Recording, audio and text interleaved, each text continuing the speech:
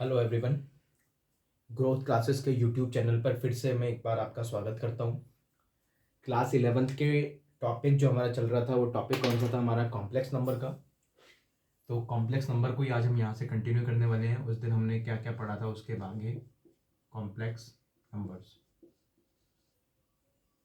सम्मिश्र संख्याएं। और कॉम्प्लेक्स नंबर्स में हम उस दिन आइटा की पावर को ऑलरेडी डिस्कस कर चुके थे कि आइटा की पावर्स कैसे सॉल्व होती है, आइटा की कितनी पावर्स का रिजल्ट आप निकाल सकते हो।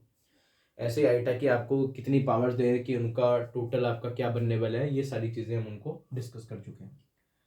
आज हम बेसिकली थोड़ी सी कॉम्प्लेक्स नंबर के बारे में डिस्कस करते हैं कि कॉम्प्लेक्स नंबर एक्चुअल में है क्या।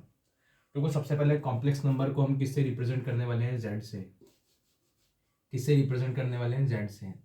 और Z is equal to complex number हमारा क्या होता है, ए प्लस में क्या लिखा जाता है, iota B. Clear. Z is equal to क्या लिखा जाता है, ए प्लस आइटा बी। जहाँ पे जो ए होता है उसको तो हम क्या बोलते हैं, रियल पार्ट। कौन सा पार्ट है, ये हमारा रियल पार्ट है। और जो बी वाला पार्ट है इसको हम क्या बोलते हैं, इमेजिनरी पार्ट। दो पार्ट होते हैं कॉम्प्लेक्स नंबर में। एक पार्ट आपका क्या होता है, रियल पार्ट, और दूसरा पार्ट आपका क्या होता है, इमेजिनरी पार्ट। बेसिकली आइटा के साथ जो टर्म होगी वो आपकी क्या होगी, इमेजिनरी। और रियल के साथ जो टर्म होगी वो हमारी क्या होगी, जो रियल पार्ट होगा स्टार्टिंग में होगा। तो ए प्लस आइटा बी का फॉर्मेट आपका बनने वाला है। यहाँ पे ए प्लस आइटा बी की जगह ए माइनस आइटा बी वगैरह की टर्म्स हो सकती है, ये आपको ध्यान रखना है। सपोज करो मैं कोई एग्जांपल लेता हूँ। यहाँ पे एग्जांपल मैंने लिया कि z इज इक्वल टू लिखा गया 4 माइनस में क्या लिखा गया है, 3 आइटा। तो यहाँ पे जो आपका रियल पार्ट बनने वाला है, रियल पार्ट तो क्या है आपका 4 है, और जो इमेजिनरी पार्ट है वो क्या है आपका -3 है। नेगेटिव पॉजिटिव साइन का आपको ध्यान रखना है। तो रियल पार्ट तो आपका क्या बन जाएगा 4, और इमेजिनरी जो पार्ट है वो क्या बन जाएगा आपका -3। क्लियर। चलो इसके बाद हमको क्या करना है, बेसिकली आज जो हमारा स्टार्ट होने वाला है इसके बाद वो हम स्टार्ट करने वाले हैं कॉम्प्लेक्स नंबर। और कॉम्प्लेक्स नंबर में आज हम देखते हैं क्या देखना है हमको, मॉड्यूलस। मॉड्यूलस देखना है। और मॉड्यूलस के लिए आप पूरा अगर आपको लिखना हो तो मॉड्यूलस के साथ में क्या लिख सकते हो, modulus of complex number. Clear. Modulus को अगर हिंदी में बात करें तो इसको अगर हिंदी में आपको लिखना हो तो आप क्या लिखोगे, सम्मिश्र संख्या का मापांक। क्या फाइंड करना है हमको, सम्मिश्र संख्या का मापांक। क्लियर। जैसे सपोज करो कि आप एक्सेस पढ़ के आए हो कि एक तो आपकी कौन सी एक्सेस होती है, ये तो हो गई आपकी वाई एक्सेस, और एक जो एक्सेस है आपकी वो कौन सी होगी, आपकी एक्स एक्सेस।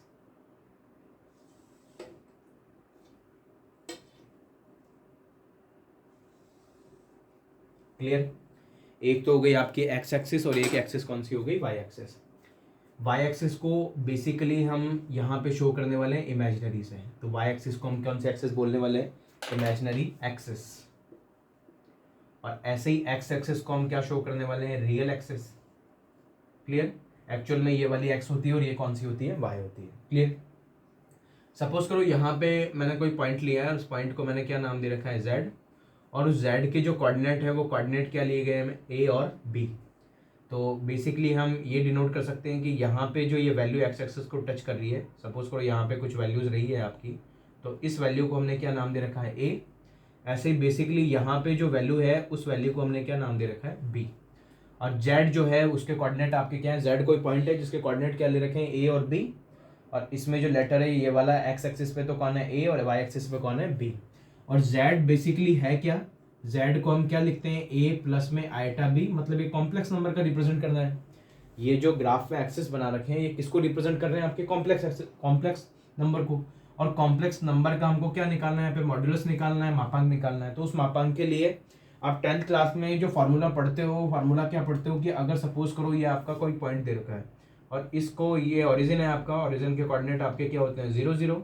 और अगर मैं इसको किससे ज्वाइन करता हूँ, यहाँ से सपोज करो ये कौन सा पॉइंट है आपका, ओ। तो बेसिकली मुझे किसकी वैल्यू फाइंड करनी है, ओ जेड की। और ओ जेड की लेंथ फाइंड करने के लिए आप क्लास 10th का कौन सा फार्मूला यूज करने वाले हो, डिस्टेंस फार्मूला। क्या है आपका डिस्टेंस फार्मूला बेसिकली, तो डिस्टेंस फार्मूला आपका क्या है कि रूट ऑफ रूट ऑफ क्या होता है आपका x2 माइनस x1, ऊपर क्या लगाना है स्क्वायर, और प्लस में y2 माइनस y1, और ऊपर क्या यूज करना है आपको स्क्वायर। और ओ जेड बेसिकली क्या है आपका z है, और मापांक निकालने के लिए क्या लिखा जाता है, मोड ऑफ जेड। जनरली जो बेसिकली मापांक को या मॉड्यूलस को हम रिप्रेजेंट करते हैं, मापांक किसका निकालना है, कॉम्प्लेक्स नंबर का, कॉम्प्लेक्स नंबर को z से, और मापांक निकालने के लिए उसकी तरफ दोनों तरफ क्या लिखाया जाता है, मोड लगाया जाता है। तो मोड, ये मापांक को ऐसे रिप्रेजेंट करोगे तो ओ जेड की जो वैल्यू है वो क्या है आपकी, मोड ऑफ जेड। और मोड ऑफ जेड की वैल्यू निकालने के लिए आप क्या लेने वाले हो, रूट लेने वाले हो, x2 माइनस क्या करने वाले हो, x1 करने वाले हो। सपोज करो a माइनस क्या लिखने वाले हो आप, 0, तो a माइनस में क्या लिखने वाले हो, 0 होल स्क्वायर, प्लस में y2 की वैल्यू क्या लिखने वाले हो, b माइनस 0 होल स्क्वायर। तो मोड ऑफ जेड की जो आप वैल्यू निकालने वाले हो, मोड ऑफ जेड की वैल्यू यहाँ से तो क्या आ जाएगी आपकी, रूट ऑफ a स्क्वायर, और यहाँ से क्या आ जाएगा आपका बी स्क्वायर। a माइनस 0 आपका क्या रहने वाला है, a, और b माइनस 0 आपका क्या रहने वाला है, b। तो बेसिकली जो मोड ऑफ जेड की वैल्यू आई है वो क्या आई है हमारी, ए स्क्वायर प्लस में बी स्क्वायर। और ये कैसे है, ये जब हमने जेड की वैल्यू क्या अज्यूम की है, ए प्लस आइटा बी। तो शॉर्ट में आपको क्या याद रखना है, ये तो सारा कंसेप्ट आपको कंसेप्ट समझाने के लिए बनाया गया। शॉर्ट में आपको क्या याद रखना है कि इन केस जेड की वैल्यू अगर आपकी ए प्लस आइटा बी है, तो और आपको मोड ऑफ जेड निकालना है, किसी भी कॉम्प्लेक्स नंबर का मापांक निकालना है, मॉड्यूलस निकालना है, तो आप बेसिकली क्या करोगे, रूट लगाओगे, और रूट के लिए साथ में यहाँ पे क्या यूज करोगे, ए स्क्वायर प्लस में बी स्क्वायर। क्लियर। तो मोड ऑफ जेड निकालने के लिए आपको क्या करना है, ए स्क्वायर प्लस में क्या लगाना है, बी स्क्वायर लगाना है। क्लियर हो गया होगा यहाँ तक, देखो क्लियर यहाँ तक, ये आपका ध्यान रखना है। चलो अब बेसिकली मैं इसको कैसे यूज करने वाला हूँ, सपोज करो हम कोई एग्जाम्पल यहाँ से डेराइव करते हैं। पहले कोई एग्जाम्पल लेते हैं छोटा सा, जिससे हम मोड ऑफ जेड निकालते हैं। तो एग्जाम्पल देखो, सपोज करो क्या एग्जाम्पल हम लेते हैं यहाँ पे, एग्जाम्पल बेसिकली हमारे आपको सिंपल सा एग्जाम्पल लेते हैं। सपोज करो कि z की वैल्यू आपको दे रखी है 5, माइनस में दे रखा है आपको 12 आइटा। क्लियर।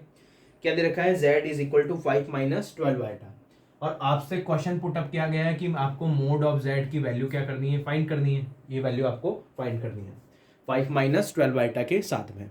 अब कैसे आप फाइंड करोगे, आपको बेसिकली पहले a और b आइडेंटिफाई करना है। तो a और b के लिए भी स्टार्टिंग में मैंने आपको बताया कि रियल पार्ट होता है वो तो क्या होता है आपका a होता है, तो a की वैल्यू बेसिकली यहाँ पे क्या है आपकी 5। जो आइटा के साथ टर्म होती है वो क्या होती है, इमेजिनरी पार्ट होता है। तो b की जो वैल्यू है यहाँ पे, b की वैल्यू क्या है आपकी माइनस में 12। क्लियर। और मोड ऑफ जेड का जस्ट अभी फार्मूला हमने पीछे डिराइव किया है कि mod of Z is equal to क्या होता है, रूट ऑफ ए स्क्वायर, और प्लस में क्या लिखा जाता है, बी स्क्वायर। क्लियर। और ए स्क्वायर और बी स्क्वायर की वैल्यूज हम यहाँ पे फाइंड कर लेते हैं। तो ए स्क्वायर बी स्क्वायर की वैल्यूज हम यहाँ पे पुट करते हैं एक बार। तो ए की जगह तो आपको क्या पुट करना है, 5, तो 5 का क्या पुट करने वाले हो, स्क्वायर, प्लस में माइनस 12, और माइनस 12 का भी क्या पुट करने वाले हो, स्क्वायर। उसके बाद जब आप आगे सॉल्व करोगे तो 5 का तो कितना हो गया आपका 25, 12 का कितना हो जाएगा, माइनस 12 का भी क्या होने वाला है 144। रूट निकालोगे इसका तो 144 और 25 कितना आ जाएगा, रूट ऑफ 169, और 169 की वैल्यू क्या होती है आपकी 13। क्लियर। 5 का कितना हो गया 25, और ये कितना हो गया आपका 12। तो बेसिकली आपकी मोड ऑफ जेड की जो वैल्यू आ गई वो कितनी आ गई, 13। क्लियर। और 13 कब आई है, जब जेड की वैल्यू आपको क्या दे रखी है, 5 माइनस 12 आइटा। क्लियर हो गया यहाँ तक। चलो हम एक एग्जांपल और डिस्कस करते हैं मोड ऑफ जेड निकालने के लिए, उसके बाद जेड की कुछ प्रॉपर्टीज देखते हैं। देखो एक और क्या हम एग्जांपल ले सकते हैं यहाँ से। एग्जांपल सपोज करो जेड, हम कोई फ्रैक्शन में जेड लेते हैं इस बार, कि जेड हमको सपोज करो ऐसे दे रखा है कोई, जेड इज इक्वल टू क्या लें, जैसे कोई एग्जांपल लेते हैं 1/2, और प्लस में हम ले लेते हैं 3/4, और साथ में क्या यूज कर लेते हैं, आयोटा। क्लियर। और फिर से वही सेम क्वेश्चन कि आपको क्या फाइंड करना है, मोड ऑफ जेड की वैल्यू फाइंड करनी है, मापांक निकालना है किसका, जेड का। ये हमने क्या लिया है, एक एग्जांपल लिया है। क्लियर। चलो सबसे पहले आपको क्या करना है, ए और बी आइडेंटिफाई करना है। तो ए इज इक्वल टू क्या है आपका half, B is equal to क्या है आपका इमेजिनरी पार्ट, वो क्या है आपका 3/4, और उसके बाद आपको वैल्यू याद रहनी चाहिए कि मोड ऑफ जेड का फार्मूला क्या है फाइंड करने का, root of A square plus में क्या आता है आपका बी स्क्वायर। ए और बी की वैल्यू आपको क्लियरली दे रखी है। तो mod of Z is equal to root of, क्या करना है सबसे पहले ए, तो ए का होल स्क्वायर करोगे तो 1/2 का होल स्क्वायर, प्लस में बी का होल स्क्वायर करोगे तो क्या आ जाएगा 3/4, 3/4 का भी क्या कर दोगे आप यहाँ पे होल स्क्वायर। क्लियर यहाँ तक। चलो उसके बाद क्या करना है, होल स्क्वायर ओपन कर लेते हैं। तो 1/2 का होल स्क्वायर तो क्या हो जाएगा 1/4, 3/4 का होल स्क्वायर क्या हो जाएगा आपका 9/16, और ऊपर आपका क्या चल रहा है रूट। तो 1/2 का तो क्या हो गया 1/4, और इसका क्या हो गया 9/16। क्लियर। चलो अब क्या करना है, हम एलसीएम लेके सॉल्व करते हैं इसको। रूट आपका चल रहा है, तो यहाँ पे आप क्या यूज़ करने वाले हो एलसीएम 16। 4 से 16 को डिवाइड करोगे तो 4 टाइम, और 4 को 1 से करोगे तो क्या आ जाएगा 4, और प्लस में 16 को 16 से 1 टाइम, 1 को 9 से करोगे तो क्या आ जाएगा 9। 4 + 9 और डिवाइड बाय क्या आ रहा है आपका 16। तो मोड ऑफ जेड बेसिकली हमारा क्या आ रहा है, √13 डिवाइड बाय क्या आ जाएगा 16। और 13, अब 13 का तो रूट निकलता नहीं है, 16 का निकलता है। तो 16 का अगर हम रूट निकालेंगे तो इसको क्या लिखा जाएगा √13, और डिवाइड बाय 16 का रूट आप क्या लिखने वाले हो 4। तो बेसिकली जो मोड ऑफ जेड की वैल्यू आ रही है वो क्या आ रही है हमारी √13/4। ठीक है। चलो अब ये मॉड्यूलस फाइंड करने का फार्मूला आपको याद रखना है कि क्या मोड, कैसे मोड फाइंड करना है, मोड का फार्मूला क्या है, कैसे उनको यूज करना है। बेसिकली ए और बी की वैल्यू आपको आइडेंटिफाई करनी है। ए आपका रियल पार्ट हो गया और बी आपका क्या हो गया इमेजिनरी पार्ट हो गया। दोनों की वैल्यूज मोड ऑफ जेड के फार्मूले में रखनी है, a² + b²। ये फार्मूला कैसे आया है, इसकी डेरिवेशन मैंने स्टार्टिंग में थोड़ी सी आपके साथ डिस्कस कर ली कि मोड ऑफ जेड की वैल्यू क्या होती है a² + b²। और a और b की वैल्यू बेसिकली आपको पुट करनी है सिंपली उनका एलसीएम वगैरह लेके, और जैसे ही आप रूट निकालोगे तो आपको क्या मिल जाएगा मोड ऑफ जेड मिल जाएगा, मापांक मिल जाएगा किसका जेड का।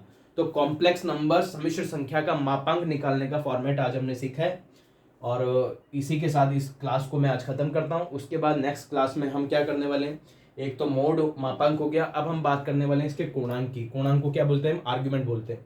तो आर्ग्यूमेंट निकालने के लिए हम किस प्रोसेस को फॉलो करने वाले हैं उसकी बात हम नेक्स्ट वीडियो में करने वाले हैं। आज के लिए इतना ही। अगर आपको चैनल अच्छा लग रहा है तो चैनल को क्या करना है, सब्सक्राइब करना है, वीडियोस को क्या करना है, लाइक करना है, और क्या करना है अपने दोस्तों के साथ शेयर करना है। चैनल को अभी तक सब्सक्राइब नहीं किया है तो सबसे पहला काम आप द ग्रोथ क्लासेस के यूट्यूब चैनल को क्या करोगे, सब्सक्राइब करोगे। आज के लिए इतना ही, नेक्स्ट वीडियो में मिलते हैं। Thank you.